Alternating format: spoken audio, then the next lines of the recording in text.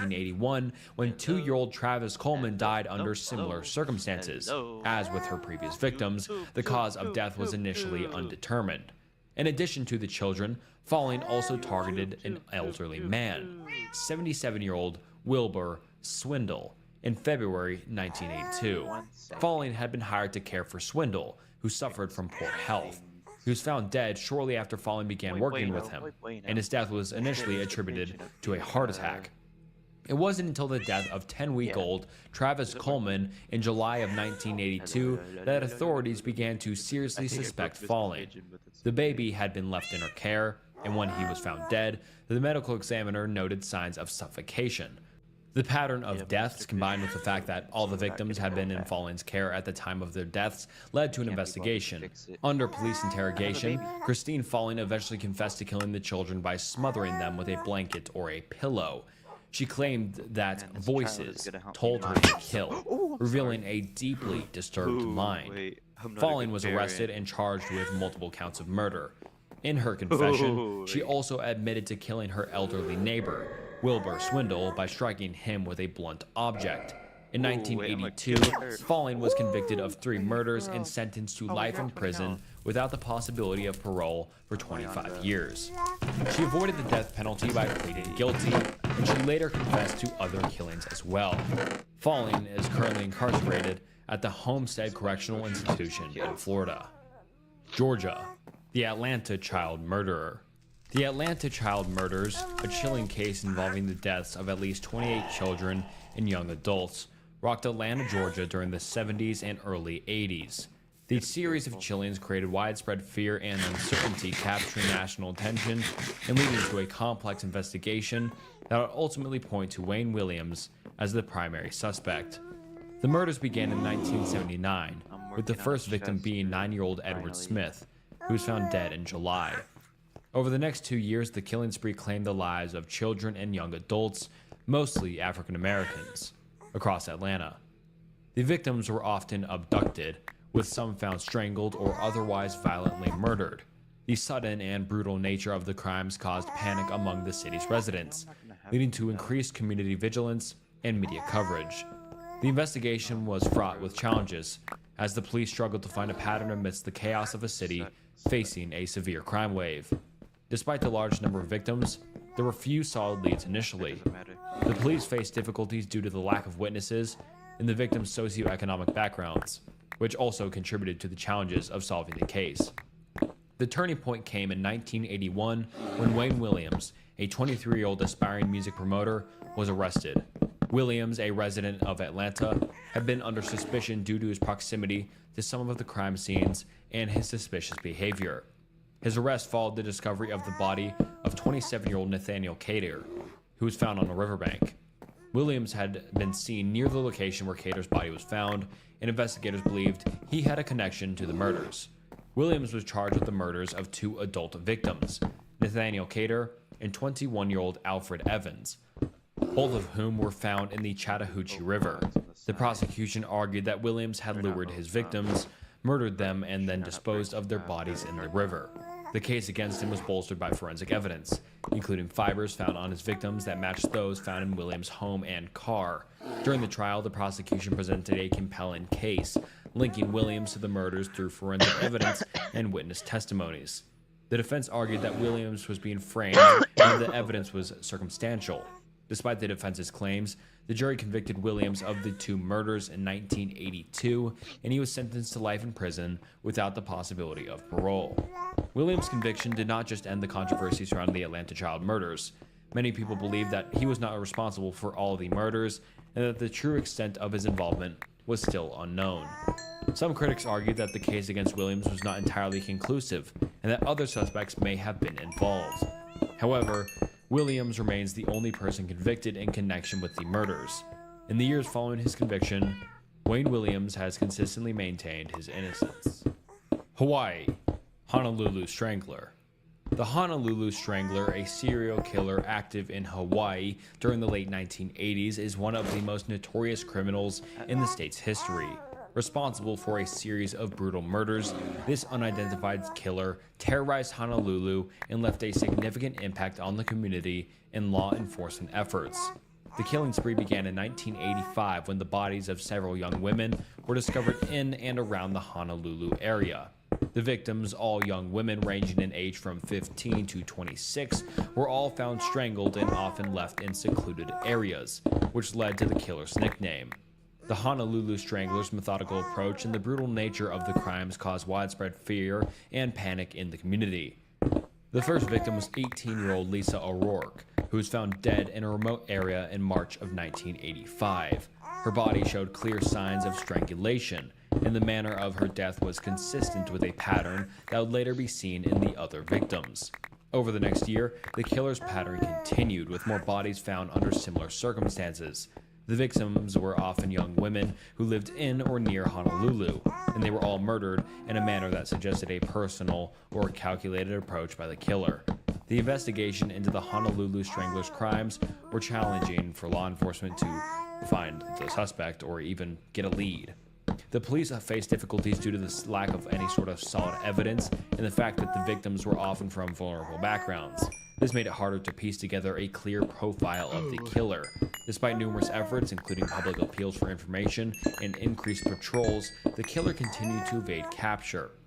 In 1986, the case took a turn when a local resident, Robert Yates, was arrested on unrelated charges. Yates, a known sex offender with a history of violent behavior, was linked to the murders through forensic evidence. DNA testing and other forensic analysis connected Yates to the crime scenes, and he became the primary suspect in the Honolulu Strangler case. Yates' arrest led to a high-profile trial where the prosecution presented a strong case against him. The evidence included DNA matches, witness testimonies, and forensic analysis linking him to the murders. Despite his claims of innocence, Yates was convicted of multiple counts of murder and sentenced to life in prison. Idaho. Lyda Southard, or Lady Bluebird. Lyda Southard, also known as the Lady Bluebird, is one of Idaho's most infamous serial killers. Her chilling crimes in the early 20th century revealed a dark side of human nature, marked by deceit, greed, and murder. Southard's story is an especially grim chapter in American criminal history, showing the lengths to which some individuals go to achieve their desires. Born on November 16, 1907 in Kansas, Lyda Southard, whose maiden name was Lyda Annie Brown, grew up in a poor and unstable environment. Her early life was marked by hardship, and she eventually moved to Idaho with her family in search for better opportunities. Her dark path began with a series of manipulative and violent actions driven by her insatiable greed. Southard's criminal activities began in 1921 when she married a man named John W. Southard. The couple lived in a rural area near Boise, Idaho. In 1923, John Southard died under suspicious circumstances. His death was initially attributed to natural causes, but it was later revealed that Southard had poisoned him to collect his life insurance money. This would be the first of many murders she would commit to secure financial gain. After her husband's death, Southard's criminal behavior escalated. She married again, this time to a man named George Southard in 1926. George's death followed a similar pattern to that of her first husband. He died under mysterious circumstances, and Southard collected his life insurance money. The case was further complicated by the fact that Southard's victims were often her husbands, leading to suspicion and investigation. In the late 1920s, Southard's crimes expanded beyond her immediate family. In 1928, she married a man named Fred Southard, but his life was cut short as well. His death was eventually linked to Southard's actions, adding to the growing body of evidence against her. The turning point in Southard's case came when authorities began to piece together the pattern of her crimes. Investigators discovered that she had been involved in multiple suspicious deaths, all of which seemed to revolve around her collecting insurance money. This pattern led to them to suspect her involvement in the deaths of her husbands and several other individuals. In 1930, Southard was arrested and charged with the murder of her fourth husband, Fred Southard. During the trial, evidence was presented showing that she had poisoned her victims to claim life insurance payouts. Her manipulation and deceit were exposed, and the court found her guilty of murder. Southard's trial was highly publicized, and she became known as the Lady Bluebird. Due to her bluebird motif she used in her correspondence and personal branding, Her case highlighted the dangers of unchecked greed and the lengths to which some individuals will go to achieve their goals or financial goals. In 1931, she was convicted of first-degree murder and sentenced to death. Lyda Southard was executed in 1931.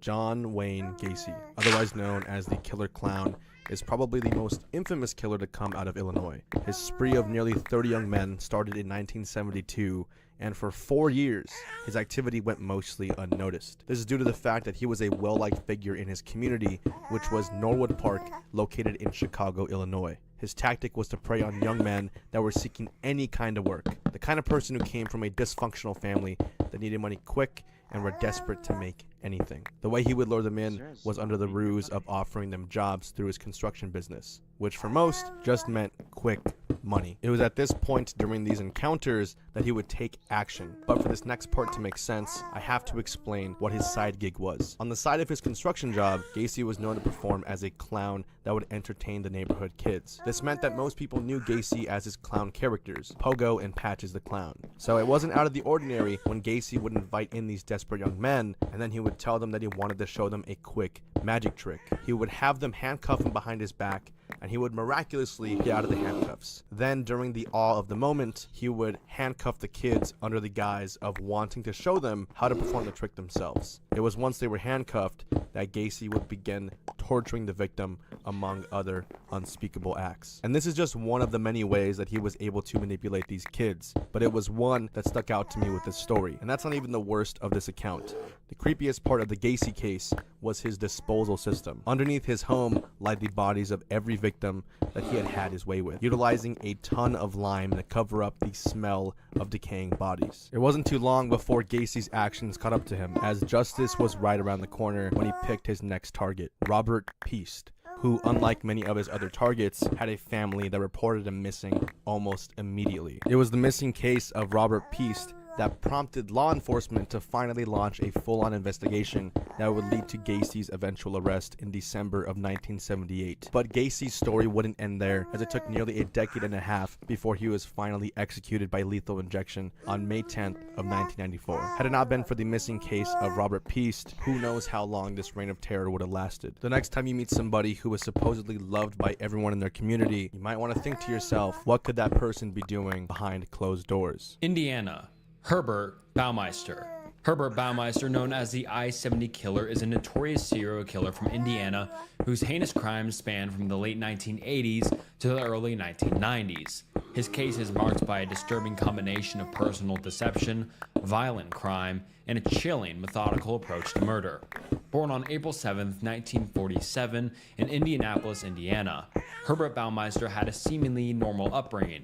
He graduated from high school and went on to work various jobs, including running a successful business.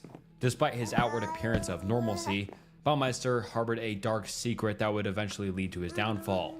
Baumeister's criminal activities began to surface in the early 1990s. He lured his victims, primarily young men, under the guise of offering them jobs or simply inviting them to his home. Baumeister, who was married with children, used his suburban home in the affluent area of Westfield, Indiana, as the primary site for his horrific crimes. The first known victim was 15-year-old Brian Smart, who disappeared in 1992. Baumeister's pattern of killing involved luring men to his home, where he would then subject them to torture and murder. The bodies were often disposed of in the wooded area surrounding his property, which contributed to the difficulty in tracking his crimes and the activities. The investigation into Baumeister's crimes began in earnest when multiple young men began to disappear in the Indianapolis area. Law enforcement struggled to find a connection between the cases, as the disappearances seemed very random and the victims had no obvious links to one another. However, a breakthrough came when investigators discovered a pattern in the disappearances that led them to suspect Baumeister. In June of 1996, the investigation took a significant turn when Baumeister's wife, Julie, contacted the police with concerns about her husband. She reported that Baumeister had been acting suspiciously and that she had discovered disturbing items in their home, including articles of clothing and personal belongings belonging to some of the missing men. This information prompted a more intensive investigation into him, Police soon began to focus on Baumeister, and their search of his property uncovered a disturbing scene. Investigators found human remains, including bones and personal items, buried on Baumeister's estate. The evidence pointed directly to Baumeister as the perpetrator of the murders. The grisly discoveries included a collection of photographs and other items belonging to the victims, further linking Baumeister to the crimes. As the evidence against Baumeister mounted, he became increasingly desperate. Faced with the overwhelming evidence and the prospect of a lengthy prison sentence, Baumeister fled on July 3, 1996. He was found dead in Ontario, Canada, from a self-inflicted gunshot wound. Iowa. Carol Edward Cole. Carol Edward Cole is a notorious serial killer whose reign of terror spanned across several states, including Iowa. Known for his brutal and calculated approach to murder, Cole's crimes reflect a chilling combination of violence and psychopathy that left a lasting mark on American criminal history and Iowa criminal history. Born on March 9, 1939, in Sacramento, California, Carol Edward Cole grew up in a troubled environment. His early life was marked by instability and abuse, contributing to his eventual descent into criminal behavior. Cole's criminal activities began with petty crimes and escalated over time into a series of brutal murders. Cole's killing spree started in the 1980s and lasted until his arrest in 1980. He targeted a range of victims, including women and elderly people, often using his charm and manipulative tactics to gain their trust and murder them. Once he had lured his victims, Cole would overpower them, committing acts of SA and murder. One of Cole's earliest known victims was a woman named Paula Blanchard, whom he met in 1980. He persuaded her to come to his home, where he violently attacked and killed her. After murdering Blanchard, Cole disposed of her body in a remote area, attempting to cover his tracks. However, the investigation into her disappearance eventually led law enforcement to Cole. The investigation into Cole's crimes revealed a pattern of violence and manipulation. He was known to have committed murders in several states, including California, Nevada, and Iowa. Cole's approach was marked by a brutal efficiency. He often used strangulation as his method of murder, and his crimes were characterized by a disturbing lack of remorse. In Iowa, Cole's activities were especially shocking. In early 1980, he targeted a woman named Janice Bowers. He lured her to a secluded location where he committed his heinous acts. Bowers' body was discovered later, and the investigation soon connected the murder to Cole through forensic evidence and witness testimonies. Cole's arrest in 1980 came after a series of investigative breakthroughs. Law enforcement agencies across states have been tracking his activities, and his connection to several unsolved murders became evident. Cole was eventually apprehended in Iowa and brought to trial for his crimes. During the trial, Cole confessed to multiple murders, providing details about his methods and motivations. He described his actions with a chilling lack of emotion, revealing the depth of his psychopathy. In 1981, Cole was convicted of several murders and sentenced to death. Kansas. Dennis Lynn Rader. Dennis Lynn Rader, infamously known as the BTK Killer, and that abbreviates for Bind, Torture, and Kill, is one of the most notorious serial killers from Kansas. His reign of terror spanned from the 1970s to the early 2000s, so a very long time, leaving a trail of fear and devastation across Kansas. Rader's case is especially notable for the chilling combination of his methodical approach, his ability to evade capture for decades, and his eventual self-incrimination. Born on March 9, 1945 in Pittsburgh, Kansas, Dennis Rader grew up in a seemingly normal family environment. However, his early life was marked by a disturbing fascination with violence and control. Rader's behavior became increasingly erratic and violent as he matured, leading to a series of gruesome murders that would define his criminal legacy.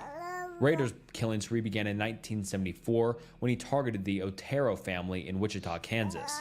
He broke into their home, bound, tortured, and ultimately killed 4 members of the family: Joseph, Julie, and their children, Josephine and Charlie. Rader's methodical approach to his crimes involved meticulous planning and a sadistic enjoyment of the suffering he inflicted. After the murders, he taunted the police with cryptic letters detailing his actions and providing clues to his identity. Over the next few years, Rader continued his violent rampage, targeting several more victims in the Wichita area.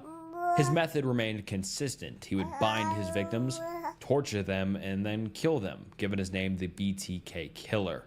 Notable victims included the Bright family in 1977 and the Stadler family in 1979.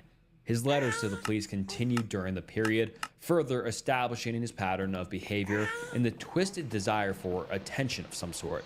Rader's ability to elude capture was aided by his careful planning and his outward appearance of normalcy. By day, he was a devoted husband and father, working as an assembly worker and later as an independent compliance officer. His public persona helped him blend into the community, making him not stand out and making it very difficult for law enforcement to connect him to the crimes. The case went cold in the early 1980s, and Rader's killing spree appeared to come to an end. However, in 2004, Rader resurfaced with a series of disturbing communications to the media and the police. He sent a letter containing photographs of his victims and detailed descriptions of his crimes. His renewed correspondence reignited interest in the case and led to a breakthrough in the investigation. In February of 2005, Rader was arrested after a meticulous investigation traced the communications back to him. DNA evidence, along with the unique details of his letters, confirmed his identity as the BTK Killer. Rader confessed to the murders in a chilling and detailed confession, providing insight into his methods and motivations. During his trial in 2005, Rader was convicted of 10 counts of murder and sentenced to 10 consecutive life terms in prison without the possibility of parole. Kentucky, Donald Harvey. Donald Harvey, known as the Angel of Death, quite a scary nickname, is one of the most notorious serial killers in Kentucky's history. His gruesome crimes, marked by a disturbing combination of medical knowledge and lethal intent, left a trail of devastation in hospitals across several states, so this makes him stand out a little bit different.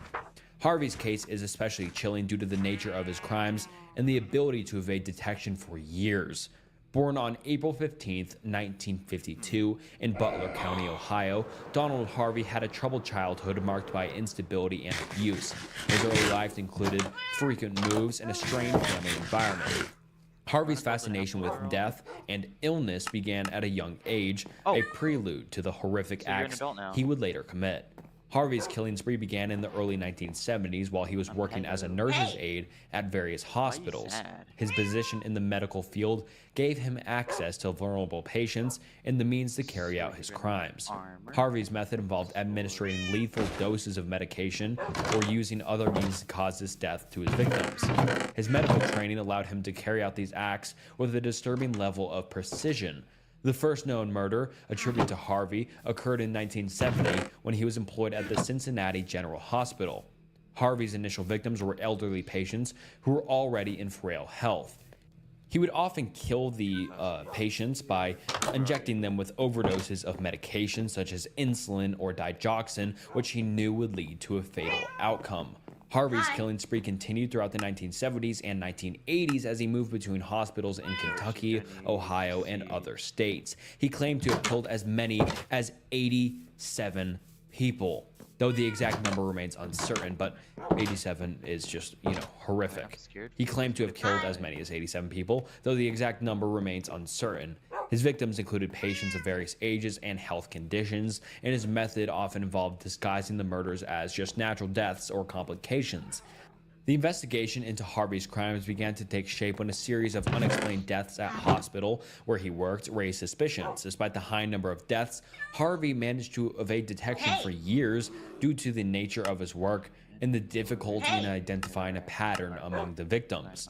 The breakthrough in the case came in 1987 when Harvey was arrested in Kentucky after confessing to his crimes. During his confession, he provided detailed accounts of his methods and motivations. Harvey revealed that he had a compulsion to kill and that he viewed his actions as a form of mercy killing, believing he was helping his patients by ending their suffering. In 1987, Harvey was convicted of multiple counts of murder and sentenced to life in prison. His trial was marked by intense media coverage and public shock at the scale of his crimes and murders. Harvey's case highlighted the vulnerabilities in medical institutions and the potential for abuse by individuals with access to patients and medication. Louisiana, Clementine Barnabet. Clementine Barnabet, a notorious serial killer from Louisiana, is remembered for her gruesome crimes in the early 20th century. Known for her shocking acts of violence and the brutality of her murders, Barnabette's case is a chilling example of the darkness that can reside within some individuals.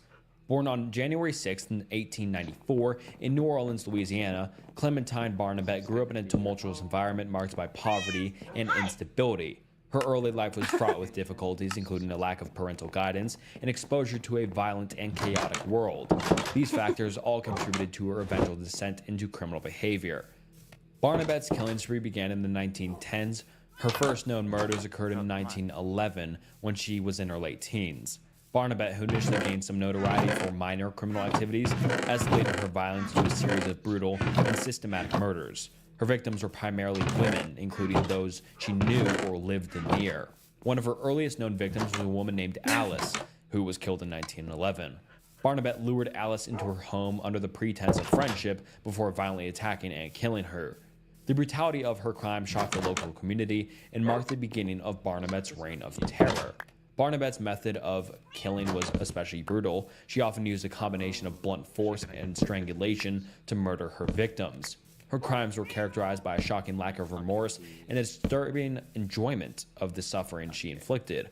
Barnabette's ability to evade capture for some time was aided by her ability to blend into her surroundings and her methodical approach to her crimes, which made her hard to track.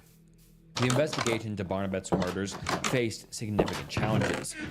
The police struggled to connect the murders due to the lack of any sort of forensic technology and the difficulties of investigating violent crimes in that era, because remember, this was during 1912, so they didn't have any technology. However, as the number of murders increased, law enforcement began to recognize a pattern and focus their efforts on finding the perpetrator. In 1912, Barnabette's killing spree came to an end when she was arrested. Her capture followed a series of investigations and witness testimonies that linked her to the murders.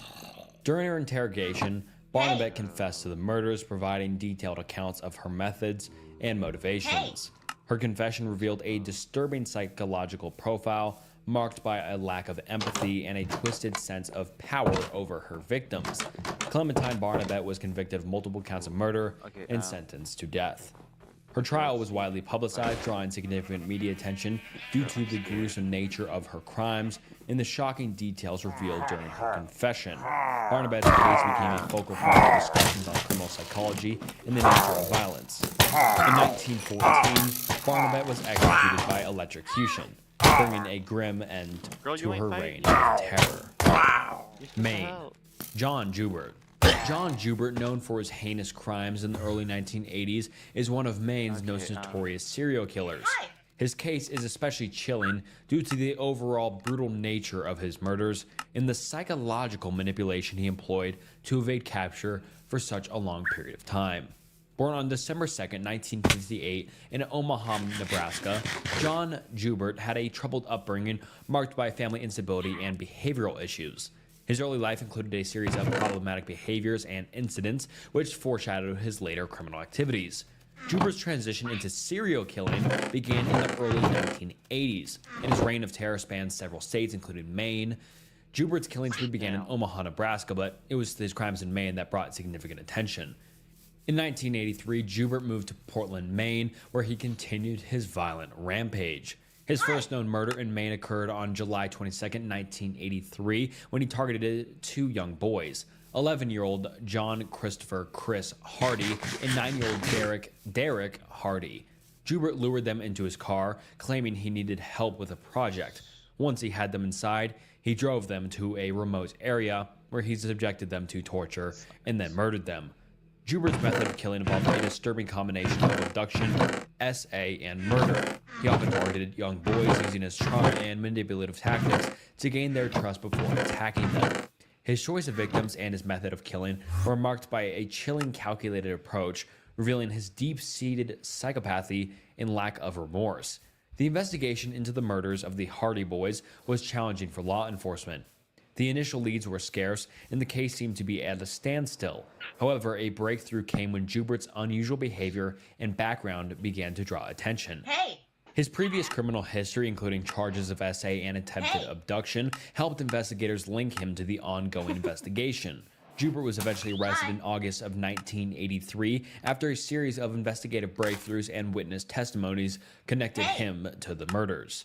During his interrogation, he confessed to the murders of the Hardy Boys, providing detailed accounts of his actions and motivations. His confession revealed a deeply disturbed individual with a sadistic desire for control and violence. In 1984, Juba was convicted of the murders of the Hardy Boys and sentenced to death. His trial was marked by intense media coverage and public outrage due to the brutal nature of his crimes and the young age of his victims. Jubert's case highlighted the need for effective law enforcement strategies and psychological profiling to identify and apprehend serial killers. John Jubert's execution in 1996 brought a grim end to a disturbing chapter in Maine's criminal history.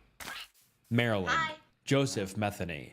Joseph Metheny, a notorious serial killer from Maryland, is known for his brutal and disturbing crimes committed in the 1990s.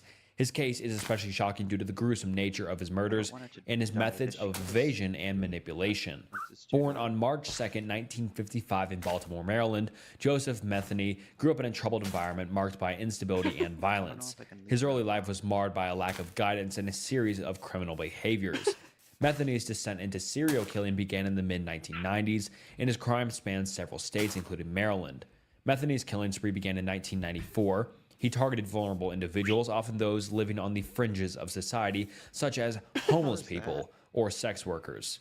Metheny's modus operandi involved luring his victims with promises of money or employment. Once he had them in his control, he would brutally attack and kill them. One of his most infamous methods of disposal involved using a meat grinder to destroy the bodies of his victims. Metheny would then mix the remains with ground meat and sell it as hamburgers at his roadside food stand. Yeah, so disturbing. The investigation into Metheny's crimes faced significant challenges. His ability to evade capture was aided by the ability to blend into the community and the lack of immediate leads connecting him to the murders. However, as the number of disappearances and murders increased, law enforcement began to focus on Metheny. Witnesses and forensic evidence eventually led to his identification as the prime suspect in the case. In 1996, Metheny was arrested after a series of investigative breakthroughs and witness testimonies. During his interrogation, he confessed to multiple murders, providing detailed accounts of his methods and motivations. Only the killer would know. Metheny's confession revealed a deeply disturbed individual with a chilling sense of detachment and a sadistic enjoyment of all of his crimes. Metheny was convicted of several counts of murder and sentenced to life in prison without the possibility of parole. His trial was marked by intense media coverage and public shock due to the brutal nature of his crimes and the grisly details revealed during his confession. Massachusetts, the Boston Strangler. The Boston Strangler is a name associated with a series of brutal murders that shocked Massachusetts and the nation during the early 1960s. The case remains one of the most infamous and chilling in Massachusetts history, characterized by a series of attacks on elderly women in the Boston area. Between 1962 and 1964, the Boston Strangler was responsible for the deaths of 13 women, all of whom were murdered under similar circumstances. The victims, ranging in age from 55 to 85, were found in their homes, often in a state of severe distress, and ligatures around their necks.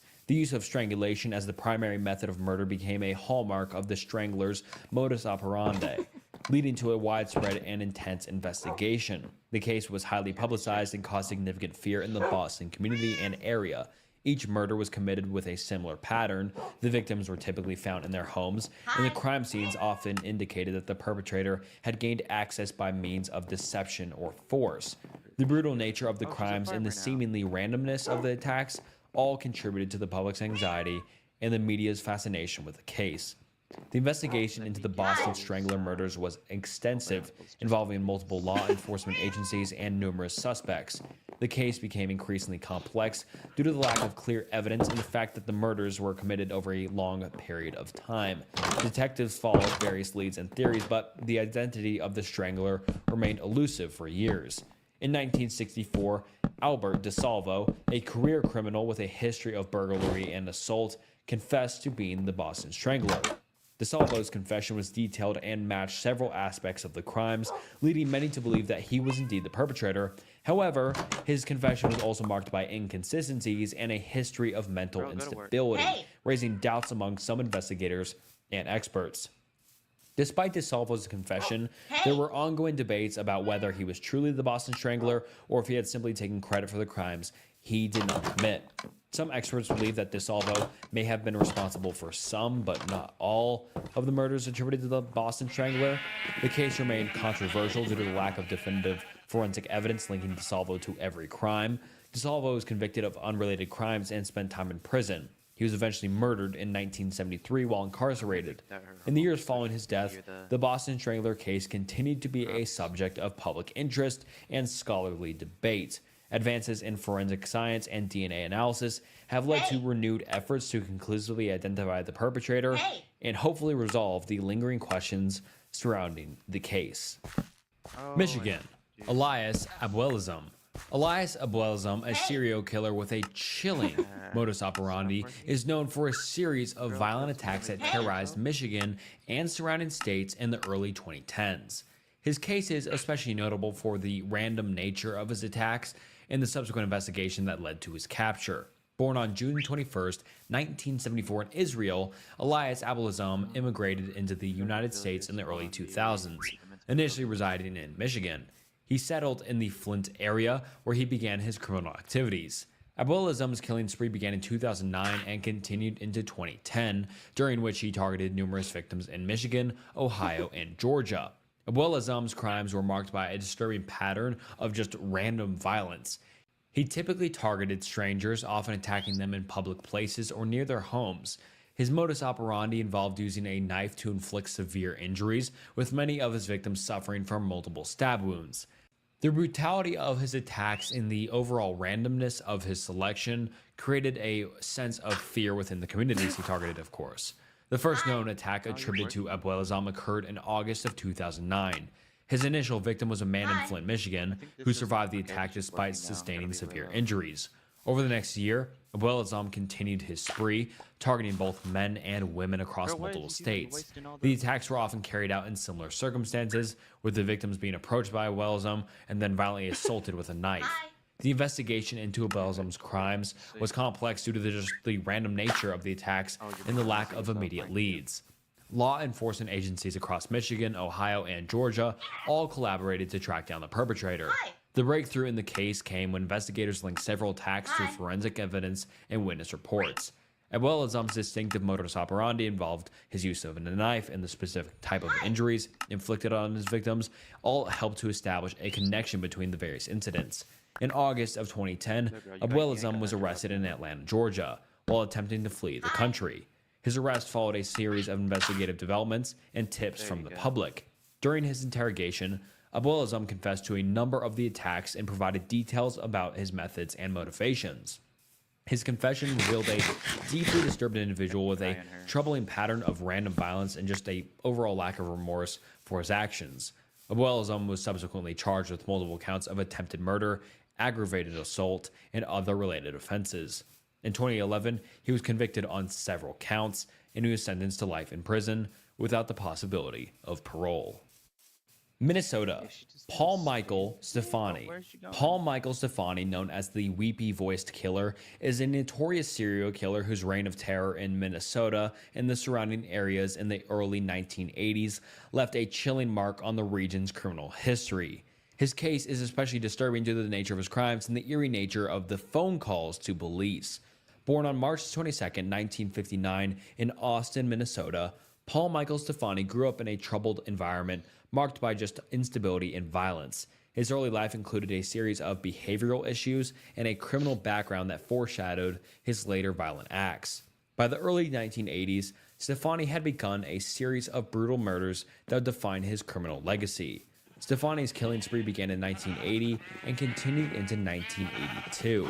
His victims were primarily women, whom he targeted in various locations around Minnesota, including Minneapolis and St. Paul.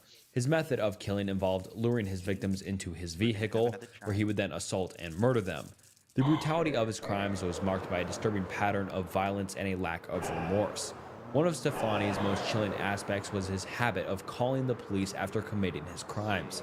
He would often make phone calls to report the attacks, sometimes sobbing and expressing remorse, hence earning the moniker Weepy-Voiced Killer. This is an emergency. Please send a squad to Pierce Butler Road. Malmberg Manufacturing Company, machine shop. Please, there's an ambulance too. There's a girl hurt there. Can you tell me what happened to her? There's her. She's laying on the ground in the back by the railroad tracks, by the edge here. What's the address? I don't know. Who are you? These calls provided a disturbing insight into his psyche and a chilling glimpse into his lack of empathy for his victims and just willing to make fun. The recordings of these calls played a significant role in the investigation and provided crucial evidence linking him to the murders. The investigation into Stefani's crimes was complex, involving extensive efforts by law enforcement to connect the various murders and identify the perpetrator. The calls to the police, combined with forensic evidence and witness testimonies, all helped investigators establish a pattern and link the crimes to Stefani. His distinctive voice and the content of his calls played a key role in narrowing down the suspect list. Stefani was eventually arrested in 1982 after an intensive investigation and the collection of significant evidence linking him to the murders. During his interrogation, he confessed to several of the murders and provided details about his methods. His confession revealed a deeply disturbed individual with a chilling combination of violence and emotional manipulation. In 1983, Stefani was convicted of multiple counts of murder and sentenced to life in prison without the possibility of parole. Mississippi. Glenn Rogers. Glenn Rogers, also known as the cross-country killer, is a serial killer whose criminal activities spanned several states, including Mississippi. During the early 1990s, his case is marked by a series of brutal murders and a disturbing pattern of violence that left a significant impact on the areas he targeted. Born on July 15, 1962 in Ohio, Glenn Rogers had a troubled upbringing that was characterized by instability and a series of behavioral issues. His early life included a background of criminal behavior and a propensity for violence, which would later manifest in a series of heinous crimes. Rogers' killing spree began in the early 1990s and involved a disturbing pattern of violence across multiple states, including Mississippi, where he committed several of his murders. His method of killing was marked by brutality and a lack of remorse. Rogers targeted both men and women, often using a combination of physical violence and weapons to carry out his attacks. In Mississippi, Rogers' criminal activities included the murder of multiple victims, often linked to his broader pattern of violence. One of the more notable incidents in Mississippi involved the murder of a young woman who was found dead in her home, with evidence pointing to a violent and brutal attack. The details of the crime were consistent with Rogers' other known victims and murders, contributing to the investigation that eventually linked him to the killings. Rogers' modus operandi included a pattern of traveling across states, committing murders, and then fleeing the scene, making him very difficult to track. His ability to evade capture for a period of time was aided by his mobility and the lack of immediate evidence linking him to the crimes.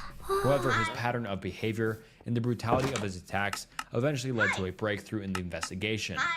In 1995, Rogers was arrested in California after a series of investigative developments and tips from the public. His arrest followed an extensive manhunt and a collection of significant evidence linking him to the murders. During his interrogation, Rogers confessed to multiple murders and provided details about his methods. His confession revealed a deeply disturbed individual with no empathy and a pattern of violent behavior. In 1996, Rogers was convicted of several counts of murder and sentenced to death. His trial was marked by intense media coverage and public shock due to the overall brutal nature of his crimes and the disturbing details revealed during his confessions. Rogers' case highlighted the challenges of investigating serial killers who operate across multiple states and the importance of thorough and forensic investigation and psychological profiling. Missouri. Terry Blair. Terry Blair, a notorious serial killer from Missouri, is known for his brutal crimes in the Kansas City area during the early 2000s. Born on October 6, 1966 in Kansas City, Missouri, Terry Blair grew up in a troubled environment marked by violence. His early life included a series of behavioral issues and encounters with the criminal justice system. By the early 2000s, Blair's criminal activities escalated into a series of violent murders that shocked the community. Blair's killing spree began in 2006 and continued into 2004. He primarily targeted women, many of whom were vulnerable individuals such as sex workers and those living on the fringes of society. Blair's modus operandi involved luring his victims to secluded locations where he would then attack and kill them. His method of killing was marked by extreme brutality, including stabbing, strangulation, and blunt force trauma. The first known victim in Blair's series of murders was discovered in July 2003. The victim, a woman named Deborah R. Reinhart, was found dead in her apartment, having been brutally attacked.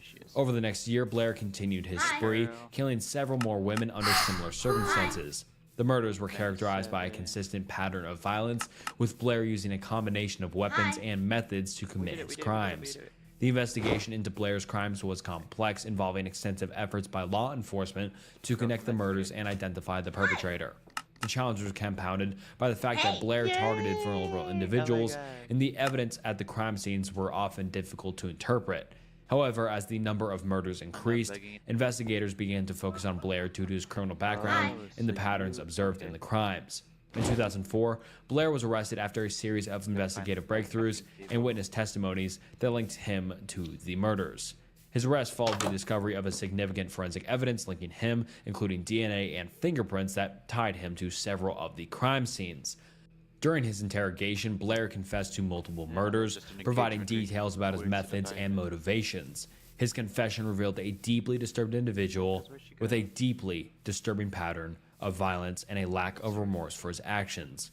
In 2005, Blair was convicted of several counts of murder and sentenced to life in prison without the possibility of parole. Montana, David Meerhofer. David Meerhofer, a notorious serial killer from Montana, is remembered for his brutal crimes in the 1970s. Born on March 26, 1949 in Montana, David Meerhofer grew up in a rural environment marked by instability and familial issues. His early life included a series of his behavioral problems and a background of violence which foreshadowed his later criminal activities. By the early 1970s, Meerhofer's escalating violence resulted in a series of heinous crimes that shocked the community. Meerhofer's killing spree began in 1974. His first known murder involved a young girl named 12-year-old Susan D. Johnson, who was abducted from her home and later found murdered. This crime was characterized by its brutal nature, with Johnson being subjected to severe physical violence before her death. The murder was the beginning of Meerhofer's reign of terror. Over the next year, Meerhofer continued his violent spree, targeting children and young adults. His method of killing was marked by extreme brutality and just lack of remorse.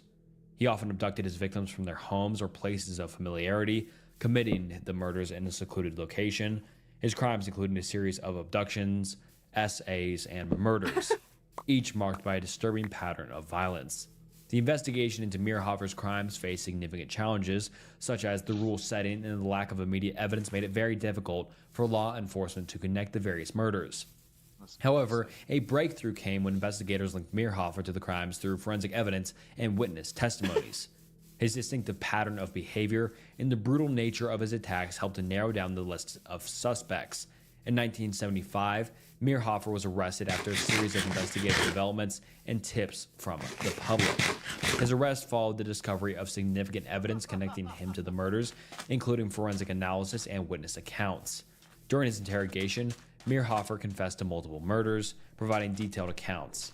His confession revealed a deeply disturbed individual with no empathy for his crimes. In 1976, Meerhofer was convicted of several counts of murder and sentenced to life in prison without the possibility of parole. Nebraska, Charles Starkweather.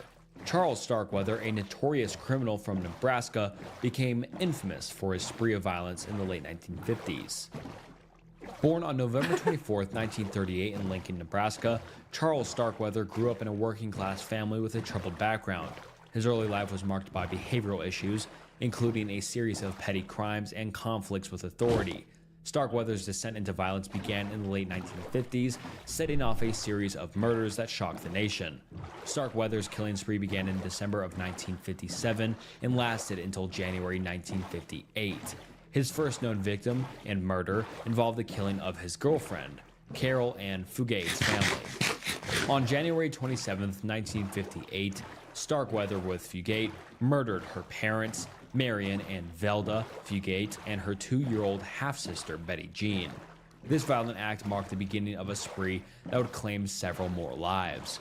Over the next few weeks, Starkweather and Fugate embarked on a violent rampage across Nebraska and Wyoming. They committed a series of murders, including the killing of a gas station attendant and a young couple, Robert and Shirley Jensen. The brutality of these murders, combined with the fear and chaos they spread, made the case a major news story. The couple's killing spree was characterized by its randomness and brutality. Starkweather's method of violence was marked by the use of firearms and blunt instruments. His motivation appeared to stem from a combination of personal grievances, a desire for notoriety, and a sense of invincibility. The investigation into Starkweather's crimes was extensive and complex. Law enforcement agencies across multiple states collaborated to track down the fugitives. The breakthrough came when Starkweather and Fugate were apprehended on January 29, 1958, in Wyoming after a tip-off from a gas station attendant. Starkweather was captured, and Fugate was arrested shortly afterward. Starkweather's trial was highly publicized and marked by intense media scrutiny. In 1958, he was convicted of multiple counts of murder and sentenced to death. His trial revealed a disturbing and manipulative individual with a chilling lack of remorse for his actions. The case drew significant attention due to the brutal nature of the murders and the young age of the perpetrators. Charles Starkweather was executed in the gas chamber at San Quentin State Prison on June 25, 1959. Hello everyone, and welcome to the violized portion of Snook's excellent video on serial killers, featuring a pair of despicable characters who rampage through my home state of Nevada, Gerald and Charlene Gallego. Gerald and Charlene Gallego, also known as the Gallego or Gallego killing couple, are infamous for their brutal crime spree across several states, including Nevada. Their chilling story is one of manipulation, violence, and a horrifying partnership that led to the deaths of at least 10 victims in the late 1970s. Gerald Gallego, born on the 17th of December 1946 in Sacramento, California, and Charlene Gallego, born on the 9th of September 1956 in Reno, Nevada, came from troubled backgrounds. Gerald's early life was marked by criminal behavior, including petty theft and assault. He eventually served time in prison, where he further honed his criminal skills and developed a deep-seated hatred for society. Charlene, on the other hand, had a history of instability and was involved in petty crimes from a young age. The couple met in 1978 and quickly formed a violent partnership. Their criminal activities began with a series of abductions and murders, often targeting young women and couples. They traveled across several states, including California, Nevada, and Oregon, committing their heinous crimes. Their crime spree began in October 1978, when they abducted and murdered 17-year-old Teresa Wallen and her boyfriend,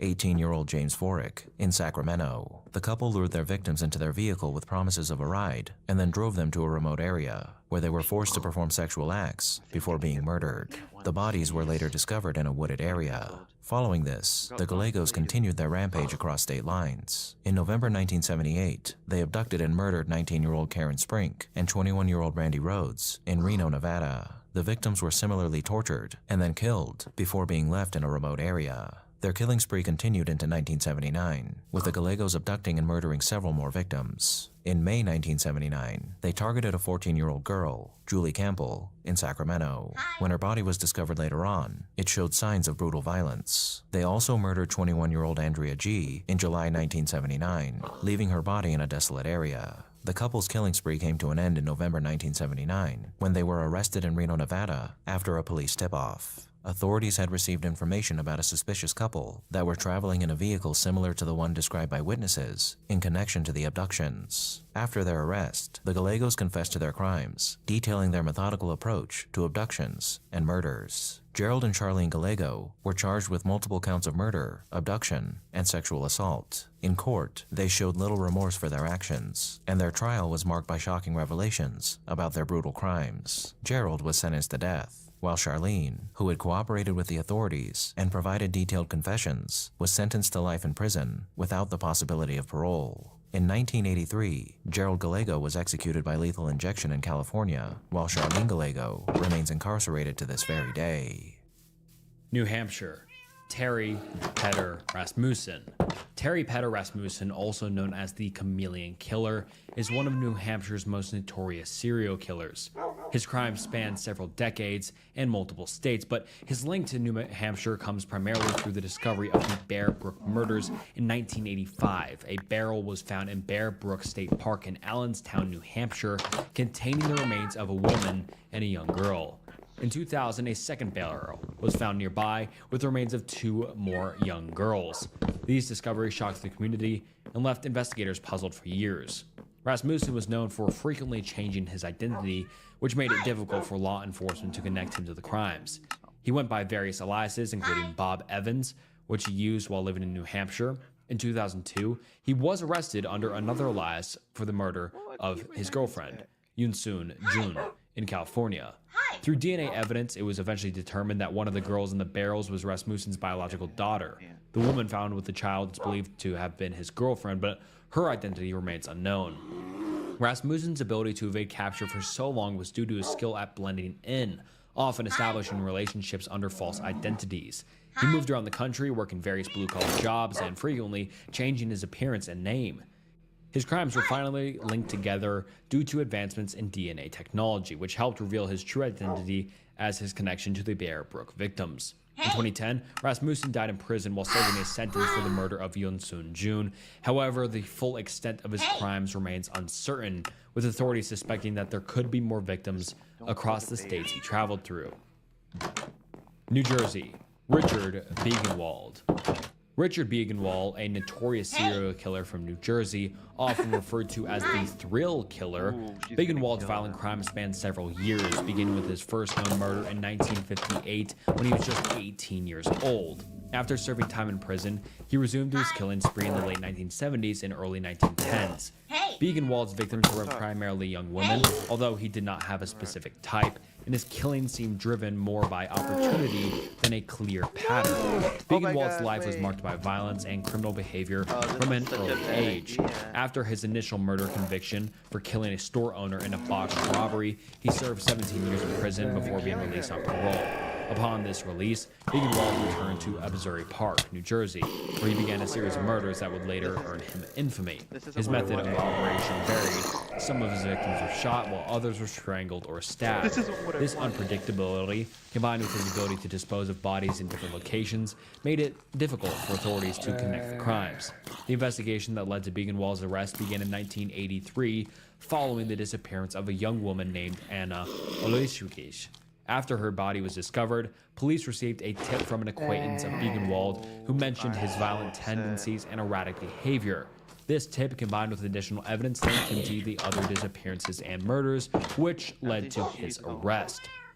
During the investigation, police discovered a cache of weapons, drugs, and what appeared to be trophies from his victims in his home. Biegenwald was charged with 5 murders, though he is suspected of committing more.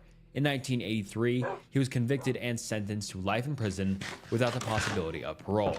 He died in prison in 2008 from natural causes. Even talk to me. New Mexico. David Parker Ray. David Parker Ray, also known as the Toy Box Killer, is one of the most notorious and chilling serial killers in American criminal history and alongside New Mexico criminal history. Born on November 6, 1939 in Belen, New Mexico, David Parker Ray had a troubled upbringing and a history of behavioral issues. His early life was marked by an instability and personal trauma, which set the stage for his later criminal activities. By the 1990s, Ray had become known for his gruesome and sadistic crimes. Ray's criminal activities were centered around his home in the Elephant Butte, New Mexico, where he constructed a soundproof trailer that he referred to as his toy box. This trailer was equipped with a variety of tools and restraints used for torturing his victims. Ray's method of operation involved abducting women, whom he would then imprison and subject to extreme forms of physical and psychological abuse. Ray's known activities began around 1999, although evidence suggests that his crimes may have started earlier. His victims, many of whom were vulnerable women, were kidnapped and taken to his trailer, where they were subjected to a range of sadistic and horrific treatments. Ray's modus operandi involved using various forms of torture, including physical restraints, SA, and psychological manipulation. The investigation into Ray's crimes began to unravel in March 1999, when one of his victims, Cynthia Virgil, managed to escape from the toy box. Vigil's escape led to a series of revelations about Ray's activities and the discovery of evidence related to his crimes. Her testimony, combined with forensic evidence and the discovery of the toy box, provided enough insight into Ray's criminal activities and enough evidence. The authorities uncovered a disturbing array of evidence, including photographs, recordings, and detailed descriptions of the torture devices used by Ray. This evidence revealed a just methodical and calculated approach to his crimes and just disgusting. Despite the horrifying nature of the evidence, Ray managed to evade conviction for many of his crimes due to the lack of direct evidence linking him to specific murders. In 2001, David Parker Ray was arrested and charged with multiple counts of kidnapping and SA. However, he never faced trial for murder, as the evidence connecting him to specific deaths was insufficient to secure a conviction. Ray's case was further complicated by the fact that many of his victims did not survive and their bodies were never recovered. In 2002, Ray pleaded guilty to charges of kidnapping and SA and was sentenced to 224 years in prison. He died in 2003 before he could face a trial for additional charges.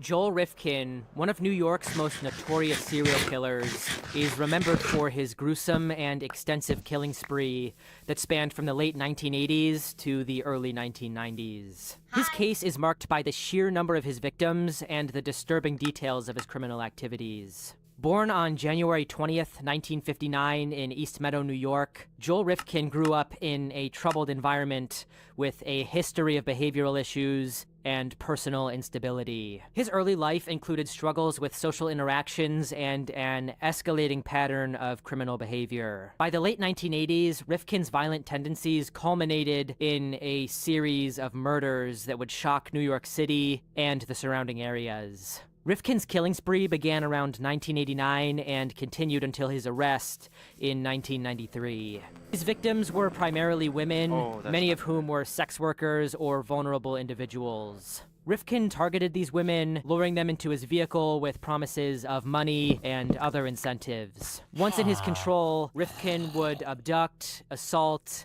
and ultimately murder his victims. One of the most chilling aspects of Rifkin's crimes was his method of disposing of the bodies. He often transported the remains in his truck, which he used to dump the bodies in various locations across Long Island and other parts of New York. Rifkin's method of disposal included dismembering the bodies and scattering the remains, making it difficult for authorities to immediately link the murders together. The investigation into Rifkin's crimes faced numerous challenges due to the nature of his methods and the lack of immediate evidence. However, a breakthrough came in June 1993 when Rifkin was stopped by police for a routine traffic violation. During the stop, officers discovered body parts in the back of his truck, leading to his arrest. Following his arrest, Rifkin confessed to the murders and provided detailed accounts of his crimes. He admitted to killing 17 women, although the exact number of his victims remains uncertain. His confession revealed a deeply disturbed individual with a disturbing lack of empathy and a methodical approach to his crimes. In 1994, Joel Rifkin was convicted of multiple counts of murder and sentenced to 203 years in prison without the possibility of parole. Hey, I'm 40. I do some similar content as Snook, and I wanted to cover North Carolina because that's the state I'm from. I love my state. It's great. We have some beautiful stuff and some scary stuff, such as the Charlotte Strangler. Henry Louis Wallace, also known as the Charlotte Strangler, is one of North Carolina's most notorious serial killers. His reign of terror during the early 1990s resulted in the brutal murders of at least 10 women, leaving a lasting impact on the Charlotte community and beyond. Wallace's crimes, characterized by their extreme violence and his methodical approach, highlight a deeply disturbing facet of human behavior. Born on November 4th, 1965 in Barnwell, South Carolina, Henry Louis Wallace had a troubled upbringing marked by instability and abuse. His early years were marred by a violent family environment, which set the stage for his later criminal behavior. Wallace's background included multiple run-ins with the law for petty crimes and assault, but his true capacity for violence would only become evident later. In 1990, Wallace moved to Charlotte, North Carolina, where he would begin his horrific spree. Under the guise of a normal life, Wallace worked various jobs, including working as a dishwasher and later in a fast food restaurant. His unassuming exterior allowed him to blend into the community, making his brutal crimes all the more shocking when they were revealed. Wallace's first known victim was 20-year-old Judy H. in April 1990. Wallace, who was a co-worker of Judy's, lured her to his apartment under the pretense of giving her a ride home. Once there, he sexually assaulted and strangled her before disposing of her body in a remote area. Ew, that's disgusting. The brutal nature of this murder set the tone for Wallace's subsequent crimes. Over the next 2 years, Wallace's killing spree continued with a disturbing consistency. He targeted women who were vulnerable and often knew him from work or social settings. His victims included 28-year-old Angela Blount, 21-year-old Pamela Wright, 26-year-old Karen D., whose body was found in a dumpster, and 30-year-old Tamika T., who was found strangled in her apartment. Wallace's method was ruthlessly efficient. He would often gain the trust of his victims through casual interactions or acquaintances, and then use that trust to lure them into a position where he could overpower them. Once his victims were isolated, he would commit acts of strangle them, often leaving their bodies in desolate or hidden locations. The investigation into Wallace's crimes was initially hampered by a lack of evidence and the randomness of the murders. However, as the number of victims mounted, law enforcement agencies began to notice a pattern. Witnesses described a man fitting Wallace's description seen near the crime scenes, and forensic evidence began to link the murders together. In March 1994, Wallace was finally arrested after a witness identified him as having been near the scene of one of the murders. During the interrogation, Wallace confessed to the murders, detailing his gruesome acts with a chilling lack of remorse. He revealed that his crimes were driven by a combination of sadistic pleasure and a desire for control. Wallace's trial began in 1996, and he was convicted of 10 counts of first-degree murder. He was sentenced to death, and his case became a focal point for discussions on criminal justice and the psychology of serial killers. His confessions and the brutal nature of his crimes shocked both the public and the victims' families, who were left grappling with the impact of his actions. Currently, Henry Louis Wallace is incarcerated on death row at the Central Prison in Raleigh, North Carolina. North Dakota. Eugene Butler. Eugene Butler, known as the North Dakota Reaper, is one of the more obscure serial killers in American history, but his crimes have left a lasting impact on the community of Niagara, North Dakota. Butler was born in 1849 and lived a reclusive life on his farm outside the small town. He was considered eccentric and suffered from various mental health issues, leading to his institutionalization in 1906 at the North Dakota State Hospital for the Insane, where he died in 1913. Although Butler's horrifying crimes were discovered posthumously in 1915 when his farmhouse was demolished. During the demolition, workers discovered a hidden basement containing the remains of 6 bodies. These bodies belonged to young men who ranged in age from about 15 to 25 years old. The skeletons were found piled in a pit, indicating that they had been buried together. The skulls showed signs of blunt force trauma, suggesting they were killed by a blow to the head before being buried. The discovery shocked the community, and a subsequent investigation revealed that the victims had likely been farm laborers or transients, possibly lured to the Butler's farm with the promise of work or shelter. There were no records of missing persons that matched the remains, which made it difficult for authorities to identify the victims or establish a clear motive for the killing. Given Butler's mental instability and reclusive nature, it's believed that his actions were driven by a combination of mental illness and a deep-seated desire for control or violence, or he was just, insane. Eugene Butler's case remains one of North Dakota's most disturbing unsolved mysteries. And it's interesting how it was found out after his death, and it was just a really weird case, but pretty interesting. Sean Great, an infamous serial killer from Ohio, is known for his disturbing crimes and the significant impact his case had on the community. Great's case is marked by the brutal nature of his killings and the complexities involved in his capture and prosecution. Born on February 10, 1975 in Mansfield, Ohio, Sean Great had a troubled upbringing characterized by family instability and behavioral issues. His early life included a series of run-ins with the law and a pattern of criminal behavior that would foreshadow his later violent activities. Great's killing spree began in the early 2000s and continued until his arrest in 2016. His known victims included several women whom he abducted, assaulted, and would go on to murder. Great's modus operandi involved luring his victims into his vehicle or residence, where he would then subject them to extreme violence. His crimes were characterized by brutal physical assault and a disturbing level of cruelty. One of the most notorious aspects of Great's crimes was his method of disposal. After murdering his victims, he often left their bodies in abandoned or hidden locations.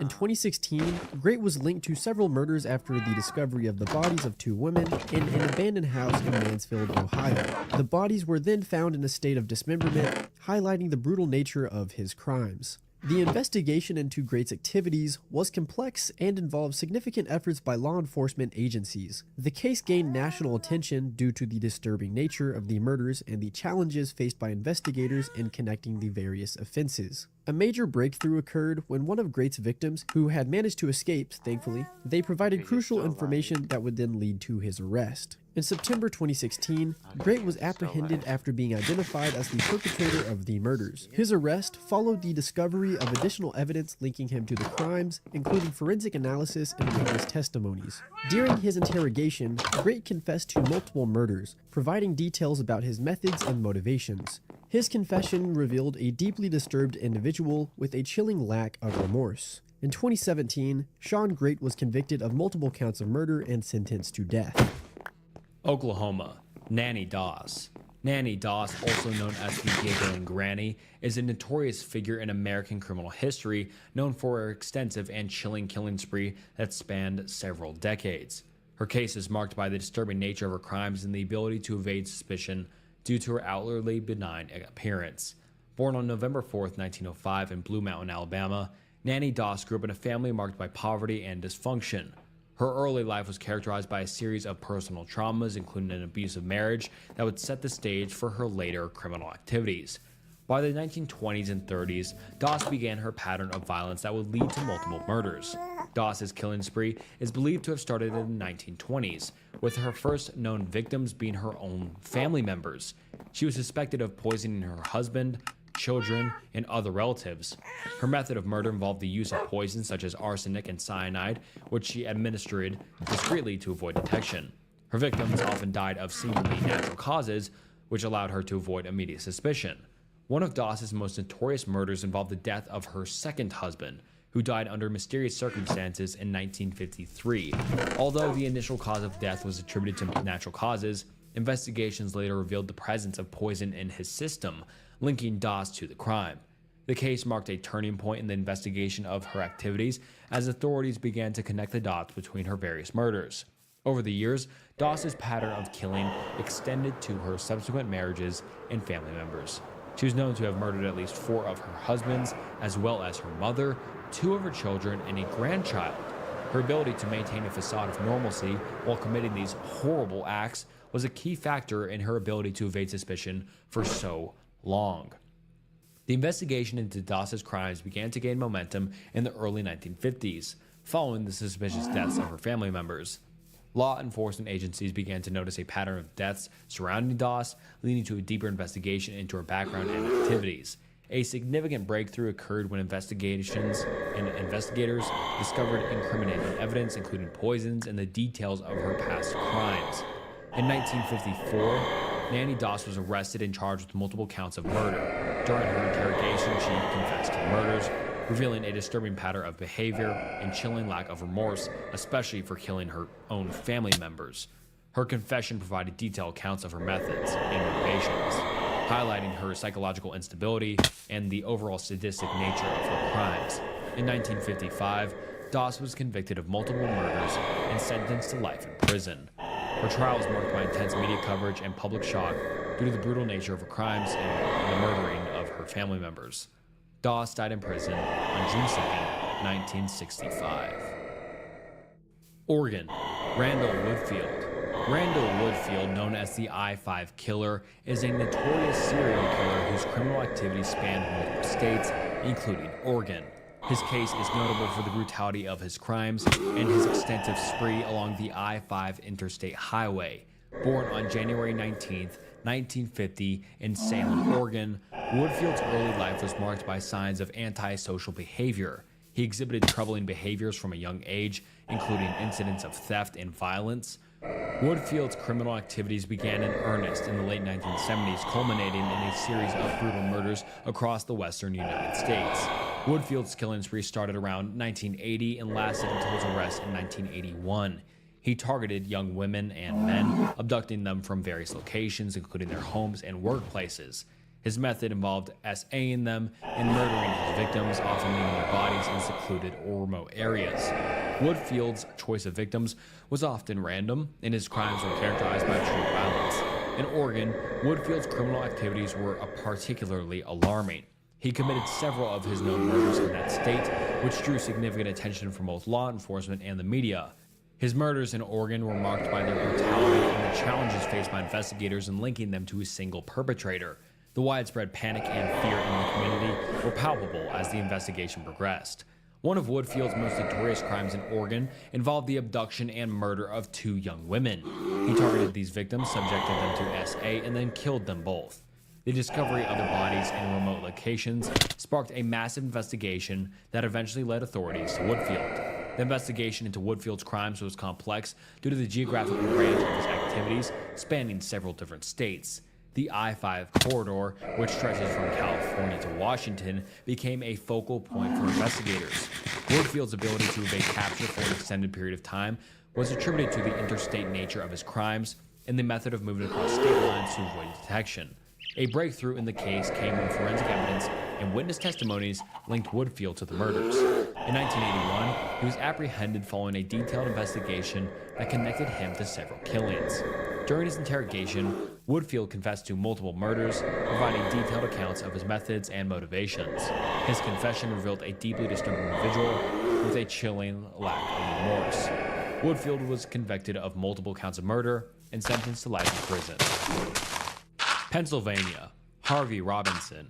Harvey Robinson, a notorious serial killer from Pennsylvania, is remembered for his disturbing crimes and the impact his actions had on the community.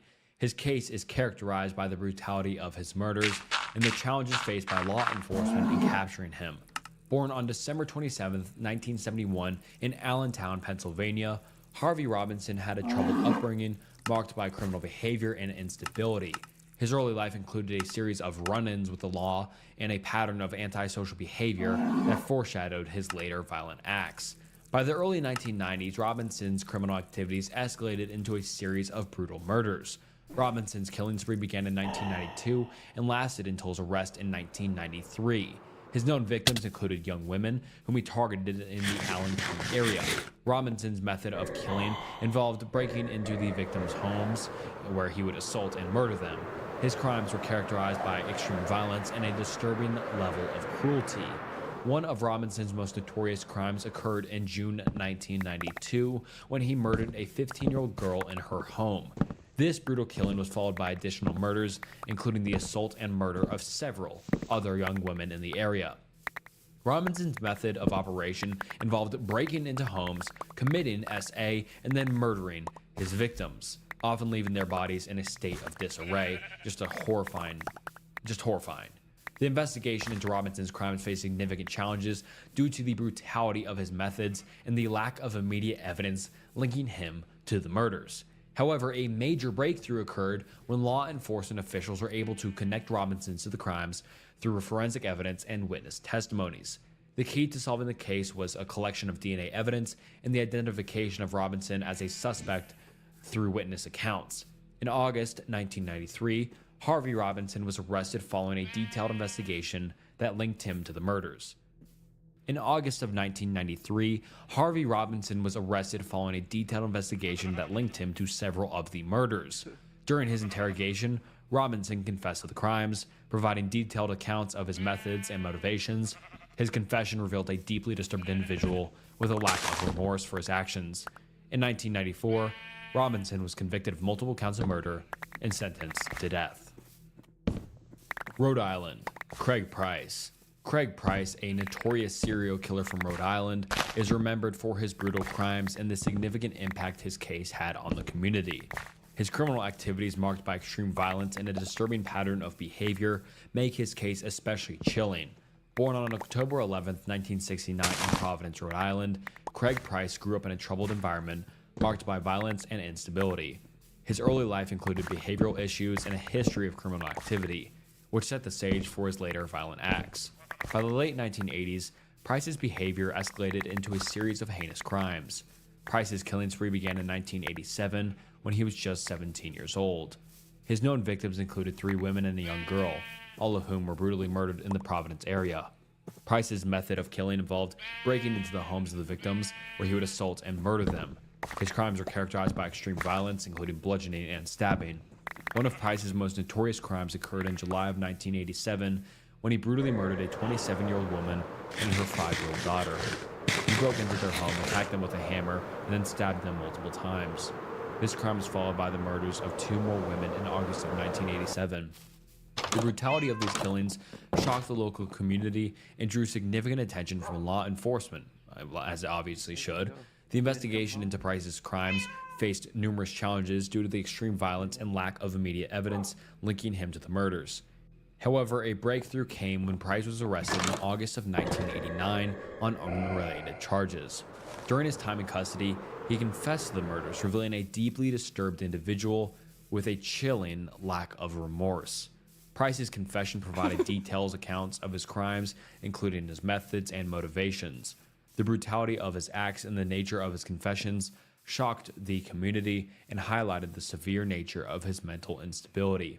In 1990, Price was convicted of multiple counts of murder and sentenced to life in prison without the possibility of parole. The case against Craig Price was further complicated by his age at the time of the murders. As a minor, he was initially tried as a juvenile, which limited the legal options available to prosecutors. However, his confession and the overwhelming evidence against him led to his conviction and life sentence. South Carolina. Donald Henry Gaskins. Donald Henry Gaskins, also known as the Red Ripper, is a notorious serial killer from South Carolina known for his brutal and extensive killing spree. His case is marked by the sheer number of his victims and the horrific nature of his crimes. Born on March 13, 1933 in Florence County, South Carolina, Gaskins grew up in a difficult environment characterized by poverty and family instability. His early life included a series of behavioral problems and criminal activities, setting the stage for his later violent acts. Gaskins' criminal activities escalated into a spree of murders that spanned several decades. Gaskins' killing spree began in the late 1950s and continued into the 1970s. His known victims included a wide range of individuals, from acquaintances to strangers. Gaskins' method of killing was marked by extreme violence, including dismemberment and torture. He often lured his victims to remote locations where he would then kill them in a brutal and sadistic way. One of Gaskins' most notorious crimes involved the murder of a young woman in the early 1970s. He lured her to his home under false pretenses, where he subjected her to extreme violence before killing her. This crime, among others, drew significant attention and law enforcement in the media due to his brutality and the disturbing details of Gaskins' methods. Gaskins' criminal activities extended beyond just murder, including a pattern of violence that involved torture and dismemberment. He was known for his sadistic tendencies and his ability to evade capture for an extended period. His murders were often committed in a methodical and calculated manner, reflecting his disturbing psychological state. The investigation into Gaskins' crimes faced significant challenges due to the brutality of the methods and the lack of immediate evidence linking him to the murders. However, a breakthrough thankfully occurred when law enforcement officials were able to connect Gaskins to the crimes through forensic evidence and witness testimonies. His arrest in the late 1970s followed a detailed investigation that uncovered the extent of his criminal activities. During his interrogation, Gaskins confessed to multiple murders, providing detailed accounts of his methods and motivations. His confession revealed a deeply disturbed individual with a chilling lack of any sort of remorse. In 1982, Gaskins was convicted of multiple counts of murder and sentenced to death. Gaskins' trial was marked by intense media coverage and public shock due to the sheer number of victims and the brutal nature of his crimes. His case highlighted the difficulties faced by law enforcement in investigating and prosecuting serial killers who commit multiple offenses over an extended period.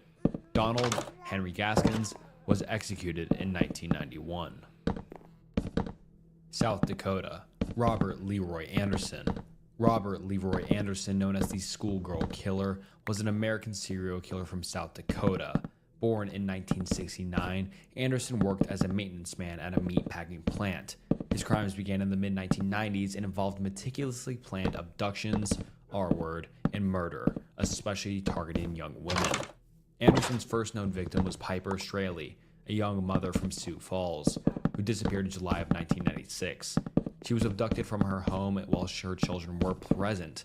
The investigation into Straley's disappearance eventually led police to Anderson, who was already a person of interest in another missing persons case. Despite intensive searches, Straley's body was not immediately found, but evidence of Anderson's involvement began to mount.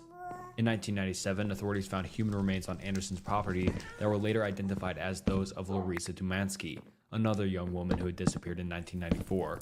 Investigators discovered a pattern in Anderson's crimes. He would stalk his victims, meticulously planning their abduction and assault. His behavior was marked by a chilling level of control and premeditation, indicating he had likely fantasized about these crimes for a long time before committing them. The breakthrough in the case came when a co-worker of Anderson's, Glenn Walker, confessed to helping him plan the abductions, revealing Anderson's dark fantasies and methodical nature. Walker's confession provided crucial evidence that ultimately led to Anderson's conviction. In 1999, Anderson was found guilty of 2 counts of kidnapping and murder. He was sentenced to death. But before his execution could be carried out, Anderson committed S-word in his prison cell in 2003. Tennessee, Paul Dennis Reed. Paul Dennis Reed, also known as the fast food killer, was an American serial killer who terrorized the Nashville, Tennessee area in 1997. Born in 1957 in Texas, Reed had a troubled upbringing marked by violence and instability. Before his killing spree, Reed had a history of violent crimes and had served time in prison for armed robbery. Reed's crimes began in February of 1997, targeting fast food restaurants in the Nashville area. His first attack occurred at a Captain D's seafood restaurant, where he forced 2 employees, Steve Hampton and Sarah Jackson, into a cooler and shot them execution style after robbing the establishment. Just a month later, Reed committed another robbery and double homicide at a McDonald's in Hermitage, Tennessee. He again forced employees into a secluded area before shooting them. This pattern continued in April of 1997 when Reed attacked a Baskin-Robbins in Clarksville, abducting and later murdering 2 employees, Angela Holmes and Michelle Mace. Reed's method was marked by brutality and just a lack of remorse. He typically chose locations that were easy to access with minimal witnesses, often striking at closing time. Reed would intimidate his victims with a gun, force them to open the safe, and then kill them to eliminate any potential witnesses. His attacks were characterized by a ruthless efficiency that shocked the community and made him one of Tennessee's most feared criminals at the time. Reed was apprehended in June 1997 after a police investigation linked him to the crimes through witness testimony and physical evidence. During his trial, Reed displayed a disturbing lack of empathy for his actions. He was convicted of 7 counts of first-degree murder and sentenced to death. Reed continued to appeal his convictions, but all appeals were denied. Despite his convictions, Reed maintained his innocence and showed no remorse for the brutal murders he committed. On April 28, 2013, Paul Dennis Reed died of complications from pneumonia and heart failure while on death row. Texas, Dean Corll. Dean Corll, also known as the Candy Man or the Pied Piper, was a notorious American serial killer who terrorized Houston, Texas in the early 1970s. Born on December 24, 1939, Corll was involved in his family's candy business, given his name, which earned him his nickname. He is responsible for what is known as the Houston Mass Murders, one of the infamous and gruesome series of serial killings in American history. Corll's crimes began in 1970 and continued until 1973, during which he abducted, tortured, R-worded, and murdered at least 28 teenage boys and young men. He often lured his victims with promises of candies, rides, or parties. Corll was able to maintain a facade of a friendly neighborhood figure, frequently interacting with children and teens, which allowed him to gain their trust. To aid in his heinous acts, Corll recruited 2 teenage accomplices, David Brooks and Elmer Wayne Henley. Brooks and Henley helped Corll lure the victims to Corll's house, where they were restrained, tortured, and then murdered. Corll's method of torture included binding his victim to a plywood torture board, where he would then subject them to various forms of sadistic abuse before ultimately killing them by strangulation or shooting. The bodies of the victims were then disposed of in various locations, including rented boat sheds and remote burial sites. The horrors of Corll's crimes were finally exposed in August of 1973 when Henley fatally shot Corll in self-defense during an altercation at Corll's home.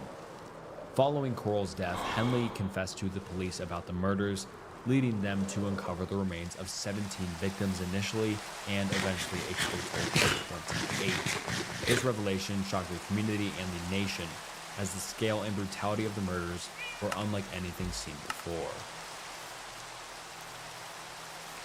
Ted Bundy, one of the most infamous serial killers in American history, committed several of his crimes in Utah, contributing significantly to his notoriety. His case is marked by his extreme violence, manipulative behavior, and the extensive media coverage that followed his crimes. Born on November 24, 1946, in Burlington, Vermont, Bundy grew up in a seemingly ordinary environment. However, his early life was marked by troubling signs, including behavioral issues and an obsession with violence. By the 1970s, Bundy's criminal activities had escalated to a series of horrific murders. Bundy's killing spree began in the early 1970s and lasted until his arrest in 1978. His known victims include young women, whom he targeted across several states, including Utah. Bundy's method of operation involved luring his victims to his car or an isolated location, often feigning injury or needing assistance. Once he gained their trust, he would abduct, assault, and murder them. His crimes were marked by extreme brutality, including strangulation and one of Bundy's most notorious crimes in Utah occurred in 1974. He abducted and murdered several young women, including Melissa Smith, the 17-year-old daughter of the police chief in Midville, Utah. Bundy lured Melissa from a shopping mall, taking her to a remote area, where he killed her. Her body was later found in a wooded area, showing signs of extreme violence. Another significant crime took place in November 1974, when Bundy abducted and killed 18-year-old Carol DeRanche. Carol managed to escape Bundy's clutches after being abducted from a shopping mall parking lot in Salt Lake City, Utah. Her escape provided crucial evidence that led law enforcement closer to capturing Bundy. DeRanche's testimony was instrumental in linking Bundy to several other crimes. The investigation into Bundy's crimes in Utah was challenging due to the lack of immediate evidence and the random nature of his attacks. However, a major breakthrough came when Bundy was arrested in August 1975 on unrelated charges. During his time in custody, investigators were able to connect him to multiple murders through forensic evidence and witness testimonies. Bundy's trial was highly publicized, with intense media coverage and public fascination. In 1976, Bundy was convicted of kidnapping and sentenced to prison. As he awaited trial for further charges, he managed to escape from custody twice before being recaptured. His eventual confession revealed the extent of his crimes and his chilling lack of remorse. In 1978, Bundy was convicted of multiple counts of murder and sentenced to death. He was executed in the electric chair on January 24, 1989 in Florida. Vermont. Israel Keyes. Israel Keyes was an American serial killer, artist, arsonist, and bank robber whose crimes spanned from the late 1990s to 2012. Born in 1978 in Utah, Keyes was raised in a strict religious household and displayed troubling behavior from a young age. Unlike many serial killers, Keyes had no specific victim type, and his crimes were meticulously planned, making him one of the most elusive killers in recent history. Keyes is known for his methodical and calculated approach to murder. He would travel across the United States, often taking extensive precautions to avoid detection. Keyes used kill kits that he buried in various locations years before committing his crimes. These kits contained weapons, tools, and supplies necessary for abduction and murder, which allowed him to act with chilling efficiency when he decided to strike. This planning made it difficult for authorities to link the crimes as they occurred in different states with no clear pattern. Keyes' known murders began with the 2012 abduction of Samantha Koenig, an 18-year-old barista in Anchorage, Alaska. He kidnapped Koenig from her workplace, SA'd her, and then murdered her. In a bizarre twist, Keyes took steps to make it appear as though Koenig was still alive for some time after her death, even using her phone to send text messages to her family and staging a ransom note with a photograph of her body. Keyes was eventually caught after using Koenig's debit card of various ATMs, which led to his arrest in March 2012. Following his capture, Keyes confessed to several other murders and detailed his techniques for evading detection. He admitted to at least 11 killings but hinted that the actual number could be higher. His crimes spanned from Washington to Vermont, showcasing his ability to remain undetected over vast distances. While awaiting trial, Keyes committed S-word in his jail cell in December 2012, leaving behind more questions than answers. Virginia. Timothy Wilson Spencer. Timothy Wilson Spencer, known as the Southside Strangler, was an American serial killer who terrorized the Richmond, Virginia area in the late 1980s. Born in 1962, Spencer's criminal activities began at a young age with minor offenses, but his crimes escalated dramatically after his release from prison in 1984. Spencer's reign of terror spanned from 1987 to 1988, during which he brutally R-worded and murdered at least 4 women. Spencer's first known victim was Debbie Dudley Davis, a 35-year-old woman who was R-worded and strangled in her home in Arlington, Virginia in January of 1987. The brutality of the attack shocked the community, and police were unable to find any immediate suspects. Over the next several months, Spencer continued his spree, targeting women in their own homes, often breaking in while they slept, which is terrifying. His methods involved stalking his victims, planning his attacks, and then brutally assaulting and strangling them, often using a ligature such as a belt or rope. The turning point in the investigation came when forensic experts used DNA profiling, a relatively new technology at the time, to link Spencer to the crimes. The DNA evidence was groundbreaking because it marked the first time in U.S. history that a serial killer was convicted primarily through DNA testing. Spencer's DNA matched samples found at multiple crime scenes, providing irrefutable evidence of his guilt. In 1988, Spencer was arrested and charged with multiple counts of R-word and murder. His trial drew national attention due to the use of DNA evidence, which was still a novel forensic tool.